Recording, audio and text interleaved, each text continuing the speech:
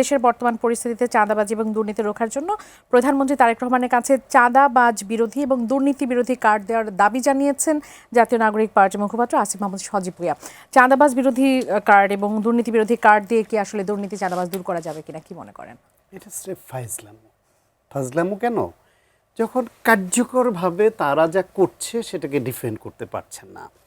এখানে আপনার যে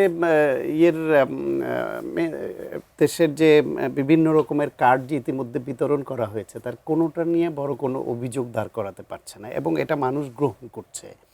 ইভেন সর্বশেষ যে কালকে বক্তব্যে উনি মেয়েদের জন্য দ্বাদশ স্নাতকোত্তর পর্যন্ত স্নাতক পর্যন্ত যে ফ্রি লেখাপড়ার যে ঘোষণাটা দিলেন, তার মা বেগম খালেদা যে এই দেশে নারীদের প্রথম অবৈতনিক শিক্ষা চালু করেন, তার ফলে নারী শিক্ষা, নারী এমপাওয়ারমেন্ট কত গিয়েছে এটা শুধু বাংলাদেশ না, দেশের বাইরে টাইম ম্যাগাজিন পর্যন্ত এটা নিয়ে কাভার স্টোরিতে কথা বলেছে এবং খুব প্রশংসিত হয়েছে।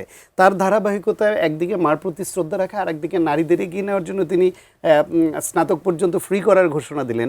তিনি অন্যান্য যতগুলো কার্ড দিচ্ছেন, খাল খনন কর্মসূচি দিচ্ছেন, সেগুলো নিয়ে কোথাও কোথাও কিছু ত্রুটি হবেই কাজ করতে গেলে, কিন্তু মেজর ওইরকম কোনো ত্রুটি খুঁজে না পেয়ে এবং মানুষ এটাকে গ্রহণ করছে, তখন এই কার্ড বিষয়টাকে খেলো বানানোর জন্য তারা এইসব কথা বাজারে ছাড়ছে।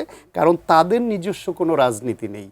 যেই রাজনীতি দিয়ে সরকারের রাজনীতিকে তারা পরাজিত করতে পারে বা সরকারি দলের, সে কারণে এরকম ফাজলামো বিষয় সামনে এনে আমাদের একটু আলোচনার সুযোগ করে দেয়।